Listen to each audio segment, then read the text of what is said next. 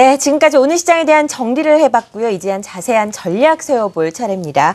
이 시간 함께할 하나투자증권 조용준 리서치센터장 나와 계십니다. 안녕하세요. 예, 안녕하십니까. 네, 이번 주 초 참 탈이 많았었습니다. 예, 그렇습니다. 네, 우크라이나 사태도 있었고요. 예. 시장이 좀 출렁거리는 모습이 있었는데 마지막에는 좀 선방하면서 마무리가 된 것이 아닌가 하는 생각이 듭니다. 그랬던 것 같습니다. 한번 정리해 볼까요?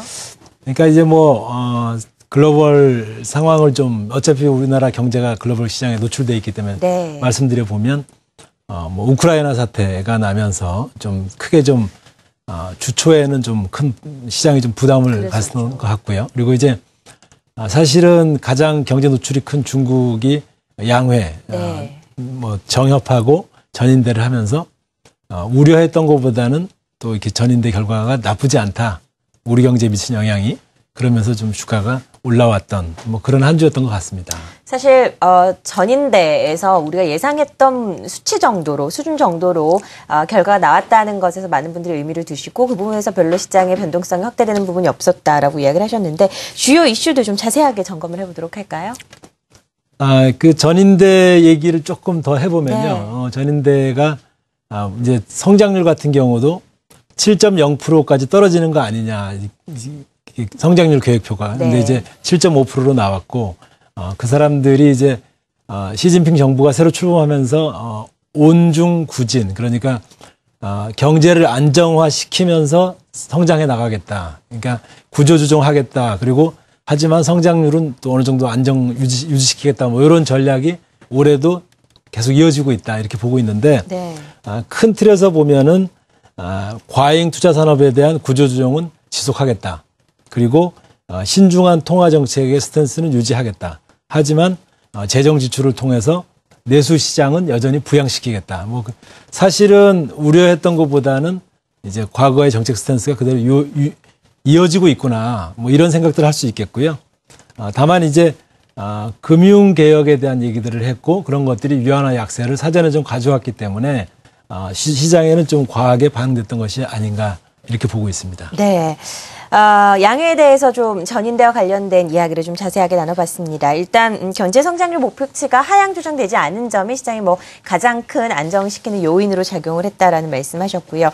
다음 주 체크 포인트와 주요 일정도 한번 점검을 해봐야 될 텐데 어떤 것들이 대기하고 있습니다. 다음 주는 이제 아무래도 미국의 고용 지표가 주말에 나오고요. 네. 그리고 또 일본의 BOJ가 열리기 때문에 그런 부분들이 영향을 받을 것 같습니다만 사실은 크게 영향을 줄 거다 이렇게 보고 있지는 않고 고용 지표도 지금 제조업 지표라든지 이런 것들을 감안해 볼 때는 예상하는 대로 조금 개선되는 방향으로 나오지 않겠느냐. 그리고 전반적인 경제의 큰 흐름을 이렇게 바꿀 정도의 상황은 아니기 때문에 다음 주도 계속 좀 이렇게 조금 오르고 조정받고 이런 상황이 나타나지 않겠나 이렇게 보고 있습니다. 답답한 시장이 계속해서 이어지고 있고요. 인덱스 플레이보다는 일단 종목 장세가 계속해서 연출이 되고 있습니다. 이런 어떻게 보면 어려운 시장이죠. 이런 시장에서 그렇습니다. 저희가 전략을 세워야 할 때 어떤 부분을 좀 기준으로 잡아야 되는지 자세한 시장에 대한 이야기 좀 나눠보겠습니다.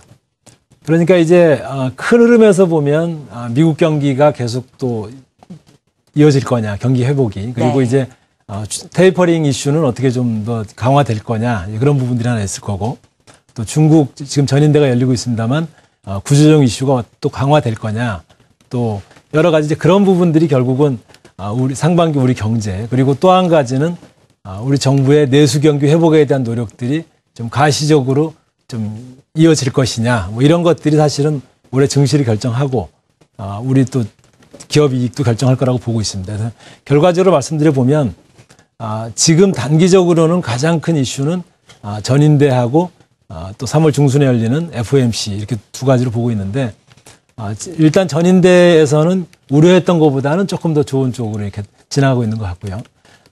이제 FOMC가 있기 때문에 저희들이 생각할 때는 한 3월 중순 정도까지는 시장이 좀 여전히 박스권 장세가 좀 이어지지 않겠나.